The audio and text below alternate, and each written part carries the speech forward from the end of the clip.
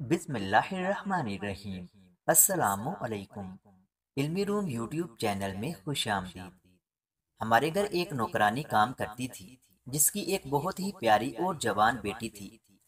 माँ के बीमार पड़ने पर उसकी खूबसूरत बेटी हमारे घर काम करने आने लगी, जिसके साथ मेरी माँ ने मेरी शादी कर दी। मेरी माँ अपने घर के अलावा मेरी बीवी को पड़ोसियों के घर में भी काम करने भेजती थी। एक दिन बीवी वापस आई तो मुझे उसके चलने का अंदाज अजीब लगा। अगले दिन मैंने बीवी का पीछा किया तो हक्का बक्का रह गया, क्योंकि मेरी बीवी तो वहाँ जवान लड़के के। मेरा नाम सुहेल है। ये उस वक्त की बात है जब हमारे घर में एक नौकरानी काम किया करती थी, जिसकी उम्र तकरीबन 50 साल के करीब थी। जब से वो बीमार रहने लगी थी, तब से वो अपनी बेटी को भी साथ लाने लगी थी। मैं जब ऑफिस से घर आता तो उसके 15 मिनट बाद दोनों माँ बेटियां छुट्टी करके अपने घर चली जाती। मगर 2 दिन पहले उसकी माँ के कंधे में चोट आ गई, इसलिए वो लड़की अकेले ही हमारे घर का सारा काम करने आया करती थी। एक दिन मैं जब ऑफिस के लिए तैयार होकर अपने कमरे से निकल कर आया, तो अम्मी की बातों ने मेरे कान खड़े कर दिए। उनका अंदाज और सवालात सुनकर मैं चुप हो गया। भला एक नौकरानी से ऐसे सवालात करने की क्या जरूरत थी? मगर खैर, मेरी अम्मी को कौन समझा सकता था। कोमल, ये शहनाज तुझे हफ्ते के कितने पैसे देती है? मेरी माँ थोड़ी पर उंगली टिकाकर उस नौकरानी से पूछ रही थी, जो अम्मी के सर में तेल की मालिश कर रही थी। अम्मी का सवाल सुनकर वो बोली, आंटी, वो हफ्ते के 3,000 देती है। ये सुनकर मेरी अम्मी ने उससे मजीद एक दो घरों से मिलने वाली आमदन के बारे में पूछा। हालांकि हमारे सारे घर का काम ये नौकरानी करती थी, लेकिन मेरी अम्मा उसे सबसे कम तनख्वाह देती थी।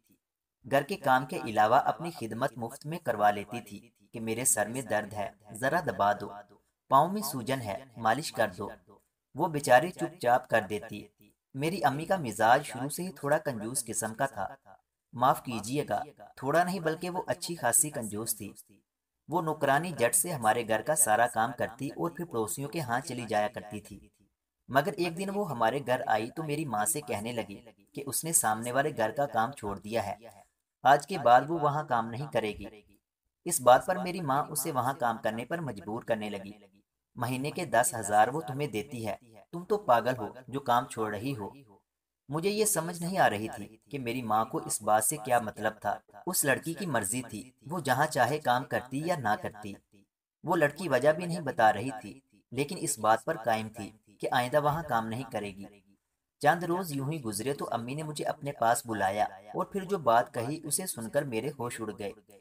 कितनी ही देर बुत बना मैं बस अम्मा को देखता रह गया। वो कहने लगी कि सुहेल बेटा, मेरा दिल करता है कि तुम्हारी शादी मैं नुकरानी कोमल से कर दूं। बहुत ही अच्छी लड़की है, घर के काम फटाफट कर देती है। मुझे तो कसम से ऐसी ही बहू चाहिए थी, जो सारा घर संभाल ले। दूसरा है भी बहुत खूबसूरत। क्या ख्याल है फिर तेरा? देख, अगर तू मान गया तो मुझे इस महीने की तनख्वाह भी इसे नहीं देनी पड़ेगी। इसलिए बस तू जल्दी से बता कि मेरे फैसले से राजी है कि नहीं। देख, मुझे वो लड़की बहुत पसंद है। अम्मी ये सब कहकर मेरी तरफ देख रही थी और मेरे जवाब का इंतजार कर रही थी। मैंने आज से पहले कभी अम्मी की नाफरमानी नहीं की थी, जो अब करता। फिर वो फैसला तो कर ही चुकी थी। मैंने उनकी बात को खुशी से तस्लीम कर लिया। वजह यह भी थी, वो लड़की वाकई बेहद खूबसूरत थी, कहीं से भी नौकरानी नहीं लगती थी। मैं खामोशी से सर झुकाए निकाह नामे पर दस्तखत कर रहा था। बस मेरे दिल में ये था कि वो तालीम याफ्ता नहीं थी।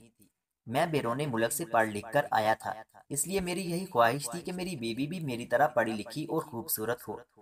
इसमें कोई शक नहीं था कि कोमल बहुत खूबसूरत और पुरकशिश लड़की थी, मगर उसने तो मैट्रिक भी अधूरा छोड़ा था। अम्मी को कोमल तभी पसंद आ गई थी जब वो सारे घर के काम भाग भाग कर किया करती थी। उन्हें तो मुफ्त में नौकरानी चाहिए थी, जो इस घर के सारे काम वक्त पर करे और बदले में 1 रुपया भी ना ले। अम्मी की ये ख्वाहिश भी कोमल की सूरत पूरी हो चुकी थी। मेरा निकाह बहुत सादगी से हुआ था। निकाह के गवाहों के अलावा सिर्फ हम माँ बेटा और कोमल के वालिदैन ही मौजूद थे। अम्मी ने पड़ोस से किसी भी हमसाये को इस निकाह में नहीं बुलाया था। शायद वो कतरा रही थी कि अगर उन्हें पता चला तो इन्हें शर्मिंदगी महसूस होगी।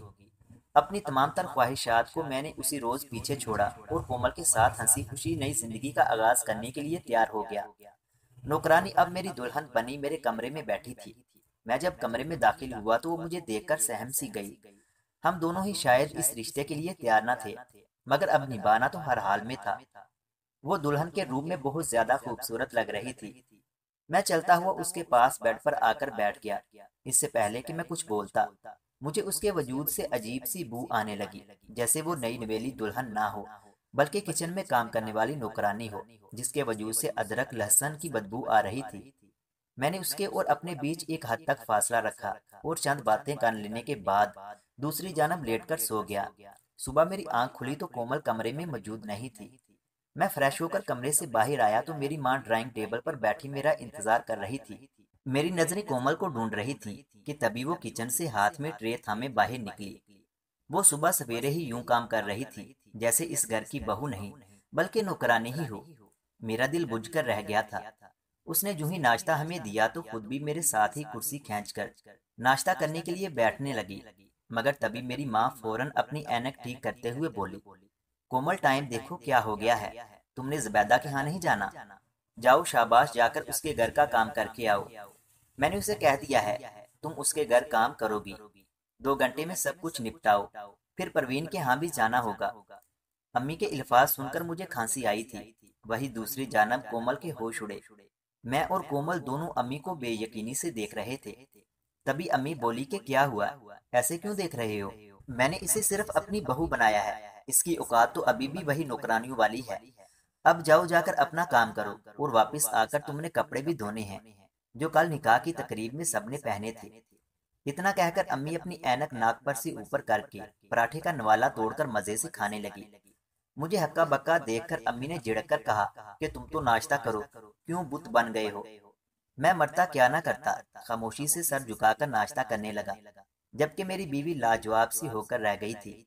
उसने फौरन मेरी माँ को जवाब देते हुए कहा कि अब तो वो इस घर की बहू है, फिर अब क्यों लोगों के घरों में जाकर काम करेगी? उसके ये अल्फाज सुनकर मेरी हिचकी बंदी थी। आज तक तो मैंने भी अम्मी को यूं जवाब नहीं दिया था जैसे ये लड़की मेरी माँ को दे रही थी। मेरी माँ तो ये सुनकर सकते की कैफियत में मुब्तला हो गई थी और फिर बोलने लगी कि सुहेल, ये है तुम्हारी बीवी जिसने पहले ही दिन तुम्हारी माँ की बेइज्जती कर दी, और तुम खामोशी से ये सारा मंजर देखते रहे। अम्मी के अल्फाज ने तो जैसे जल्दी पर तेल गिराने का काम किया था। मैं उठा और अगले ही पल बगैर देर लगाए कोमल के मुंह पर थप्पड़ मार दिया। थप्पड़ लगते ही वो 2 कदम पीछे हटी। उसे मारकर मुझे भी अच्छा नहीं लग रहा था, मगर खैर मेरी माँ उस पल बहुत खुश हुई थी। जबकि कोमल बगैर कुछ बोले खामोशी से अगले ही पल वो खुद को चादर में लपेटकर घर से बाहर जाने लगी कि तभी अम्मी को कुछ याद आया और बोली, ऐ लड़की सुन, खबरदार जो किसी को बताया कि तू मेरी बहू है, बस काम कर और सीधी घर वापस आ जा। कोमल की नजरों में कई सवालात थे। वो मुझे बेबसी से देख रही थी, मगर शायद मैं उससे भी ज्यादा बेबस था। नाश्ता खत्म होते ही मैंने अम्मी से झिझकते हुए बोला कि अम्मी, कोमल तो अब मेरी बीवी है और इस घर की इकलौती बहू बन चुकी है, तो फिर अब आपने क्यों इसे काम पर भेजा? मेरी तनख्वाह इतनी अच्छी है कि हम 3 लोग ऐशो आराम से जिंदगी गुजार सकते हैं। मेरे सवाल पर अम्मी ने मुंह सा बिगाड़ा और फिर बोली कि वो पहले भी तो काम कर रही थी, अब भी कर लेगी तो इसमें क्या हर्ज है? 2-4 पैसे फालतू आ जाएंगे तो घर का खर्च अच्छा निकल जाएगा। तुम्हारे पैसे हैं तो क्या बर्बाद करोगे? उसे उसकी औकात में रखो। अम्मी की बात सुनकर मैं उनकी तायद में सर हिलाकर रह गया। अम्मा की फितरत से मैं वाकिफ था और जो वो करती थी मुझे वही ठीक लगता। उस शाम जब कोमल घर वापस आई तो उसका चेहरा काफी बुझा बुझा सा था। कहीं से भी वो नई नवेली दुल्हन नहीं लग रही थी। उतरा हुआ चेहरा और जर्द पड़ती रंगत, उसकी आंखें यूं सूजी हुई थीं, गोया वो बेतहाशा रोती रही हो। मैं उसके करीब गया और उससे बातें करने लगा। वो इंतहाई नरम लहजे की मालिक लड़की थी। कुछ देर बाद वो फ्रेश होकर अपना हुलिया मेरे कहने पर नई नवेली दुल्हनों जैसा करके आई तो बहुत खूबसूरत लग रही थी, मगर उस हसीन चेहरे पर थकान के आसार भी मौजूद थे, जो शायद सारा दिन घरों में काम करने की वजह से नुमाया थे। आज मैं कोमल को कुछ देर के लिए ही सही मगर अपने साथ बाहर ले जाना चाहता था, मगर तभी अम्मी की बुलंद आवाज आई। वो कोमल को अपने कमरे में बुला रही थी। जब कोमल उनके कमरे में गई तो उसे वापस आने में काफी देर हो गई। मैं कमरे से निकला तो सामने का मंजर देखकर मैं फिर से हैरान हो गया। कोमल तैयार होकर अब बर्तन धो रही थी। एक बार फिर मेरा जी बुरी तरह खटका हुआ था। जब तक कोमल कमरे में आई मैं इंतजार करके सो चुका था। कई दिन यूं ही गुजर गए। एक रोज जब कोमल घर आई तो मगरिब का वक्त हो चुका था। अम्मी तो जैसे उसी के इंतजार में बैठी थी। मेरी बीवी अभी तक मेरे घर नहीं आई थी। मुझे तशवीश होने लगी कि तभी वो घर में दाखिल हुई। उसकी हालत देखकर तो कोई भी अंदाजा लगा सकता था कि यकीनन इसके साथ कुछ तो हुआ है।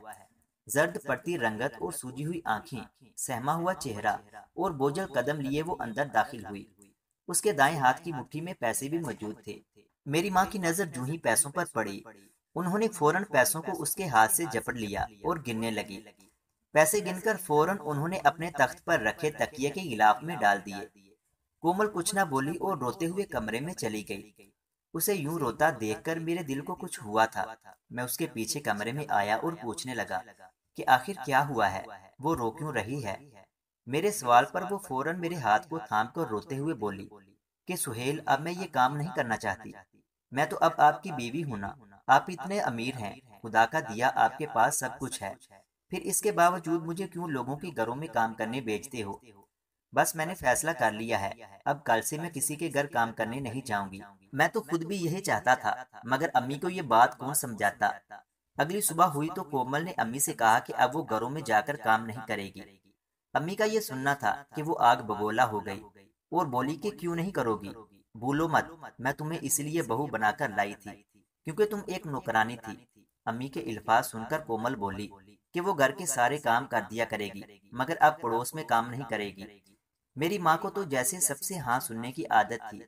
कोमल की जुबान से बार बार ना सुनकर उनका गुस्सा साथ में आसमान पर पहुंच गया और वो उसे मारने लगी।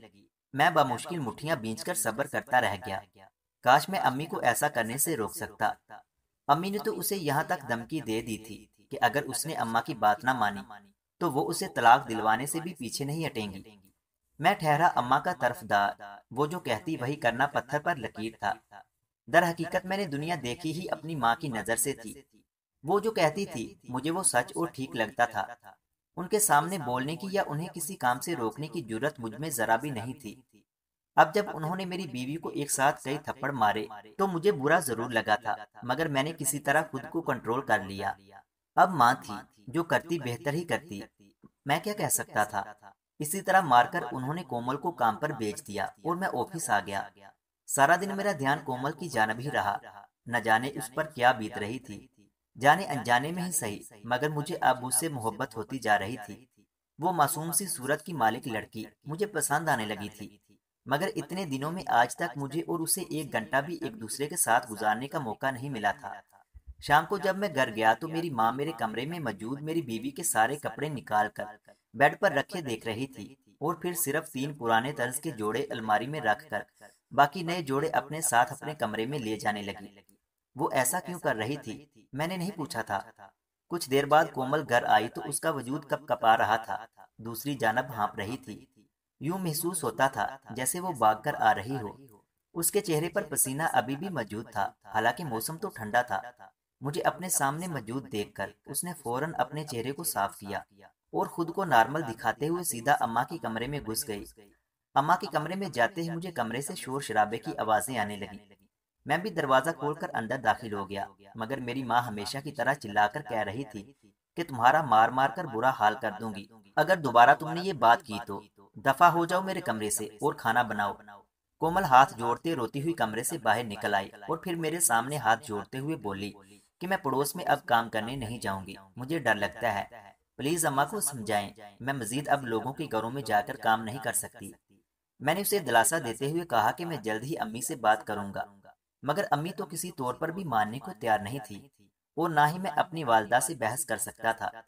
अपनी बीवी को अब नौकरानी के रूप में देखकर अंदर ही अंदर मैं जलता भी रहता, मगर अपनी माँ से कहने में डरता था। मेरी बीवी जाने से बिल्कुल ही इनकार कर चुकी थी। सुबह हुई तो अम्मा उसे जबरदस्ती मार मार कर घर से भेजने लगी और वो बेचारी लाचार सी घर से चली जाया करती। बाज दफा अम्मी का रवैया मुझे यूं गुमान देता जैसे वो सिर्फ कंजूस और बखील ही नहीं, काफी हद तक नफ्सियाती मरीजा भी है। मेरा दिल कोमल की जानब से काफी परेशान रहने लगा। अब तो बात इस हद तक बढ़ चुकी थी। कोमल कदमों में गिर गिर कर रोती रही, मगर मेरी माँ उसे जबरदस्ती घर से निकाल दिया करती। मेरे जैसे बेटे जिन्हें हर हाल में अपनी माँ दुरुस्त लगती थी, अब उनका ये रवैया देखकर मेरे दिल में कोमल की खातर मोहब्बत बढ़ने लगी थी। रात को जब वो कमरे में आती तो उसका पूरा वजूद कावड़ से चूर हो चुका होता।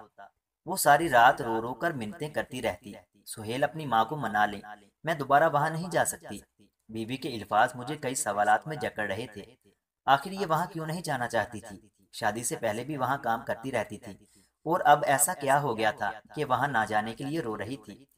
मैंने इरादा कर लिया कि अब ये बात जानकर रहूंगा। अगले रोज कोमल ना चाहते हुए बोझल कदमों के साथ चलती हुई पड़ोस के घर पहुंची। उसके पीछे पीछे मैं भी पहुंच गया। वो डरते डरते अंदर दाखिल हुई, तो कुछ देर बाद खुले दरवाजे से मैं भी अंदर दाखिल हो गया। मैं चलता हुआ बगीचे में आ गया, जहां पर मौजूद खिड़की से मुझे घर के अंदर होने वाले तमाम तर मामलात का बखूबी अंदाजा हो सकता था। उस घर की मालकिन और उसका जवान बेटा दोनों ही नाश्ता करने में मसरूफ थे। मालकिन का जवान बेटा कोमल को बगौर देख रहा था।